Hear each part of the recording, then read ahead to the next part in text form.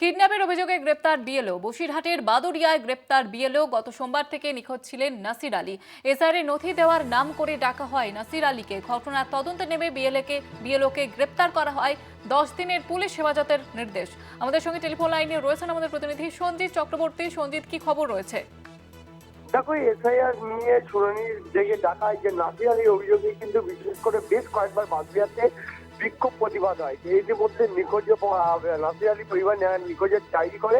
এই পুলিশ তদন্ত করে জানতে পারে, অর্থাৎ নাসির আলীর একদিকে মোবাইল ফোন এবং কার সঙ্গে কি কথা হয়েছিল, বাড়ির লোকের সঙ্গে তথ্য সংগ্রহ করে এবং যাদের বিরুদ্ধে অভিযোগ করেছিল তাদের বিরুদ্ধে তথ্য দিয়ে কিন্তু পুলিশ এক চাঞ্চল্যকর তথ্য পাইছে। এর সঙ্গে খোঁজ ওই বাদুড়িয়া পাপিরাপুরের গ্রামের যে 22 নম্বর বুথের যে বিএলও রয়েছে, যে রিজওয়ান হাসান মন্ডল এবং তার সঙ্গে সহযোগী রয়েছে সাগর গাইন, এই দুজনকে পুলিশ গ্রেপ্তার করে 10 দিনে পুলিশ হেফাজতে নেওয়া হয়েছে। ইতিমধ্যে কিন্তু নাসির আলীর মৃতদেহ, অর্থাৎ নিখোঁজ ব্যক্তির মৃতদেহ কোনো একটি জায়গায় কিন্তু রাখা আছে বলে এমনটা মনে করছে এবং তদন্তকারীরা মনে করছে তাদেরকে সঙ্গে নিয়ে সেই জায়গা থেকে মৃতদেহ উদ্ধার করবে। কিন্তু প্রশ্ন হচ্ছে, নাসির আলীকে কেন তাকে অপহরণ করলো? এর পিছনে অপহরণ করার পিছনে অন্য কি কারণ আছে? ইতিমধ্যে যেটা জানা যাচ্ছে, এই বিএলওর সঙ্গে তার পরিবারের কোনো একটা জায়গায় যোগসূত্র রয়েছে। অর্থাৎ বিএলও বা এই পরিবারের সঙ্গে হয়তো কোনো পরিবারের অন্য কোনো সদস্যের সঙ্গে তার একাধিক কথাবার্তা তাদের বাড়িতে যাওয়া আছে, এমনটা তদন্তের সূত্রে কিন্তু পুলিশ চাঞ্চল্যকর তথ্য পেয়েছে। অর্থাৎ বিশেষ করে রিজওয়ান যে হাসান মন্ডল যে বিএলও, সেই এই এলাকারই একজন প্যারা টিচার, অর্থাৎ পার্শ্ব শিক্ষক, যার সঙ্গে এই পরিবারের সঙ্গে কিন্তু আগে থাকতে একটা পূর্ব পরিচিতি ছিল। এর সঙ্গে কি অপহরণ কাণ্ডের সঙ্গে অন্য কোনো গল্প, অর্থাৎ অন্য কোনো ঘটনা জড়িয়ে রয়েছে?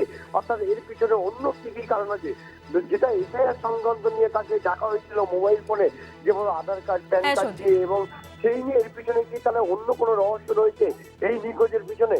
সবটাই তদন্তকারীরা ধাপে ধাপে এগোতে যাইছে।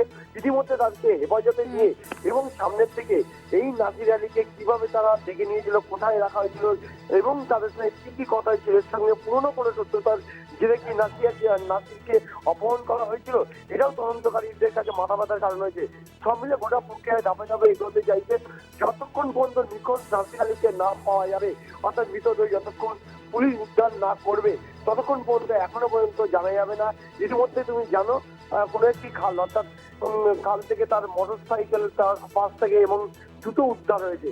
এবং নাসির আলীকে যতক্ষণ পর্যন্ত না পাওয়া যাবে খুঁজে, এই খুনের ঘেরারা করতে পারবে না। অর্থাৎ তদন্তকারীরা মনে করছে এর পিছনে কিন্তু আরো বড় কোনো ঘটনা জড়িয়ে রয়েছে, অর্থাৎ পূর্ব পরিকল্পিতভাবে কোনো ঘটনা হয়তো এই ঘটনার সঙ্গে যুক্ত হয়েছে মনে হচ্ছে তদন্তকারীরা। এতটাই ঘটনা গুরুতর যে স্বয়ং বরিশাল পুলিশ জেলা পুলিশ সুপার এসেছেন, বিশাল পুলিশ বাহিনী রয়েছে এলাকায় এবং প্রতিটি জায়গায় কিন্তু নিরাপত্তা সুরক্ষিত করা হয়েছে। গোটা প্রক্রিয়ার উপর নজর রেখেছে বরিশাল জেলা প্রশাসন। ধন্যবাদ সঞ্জিত।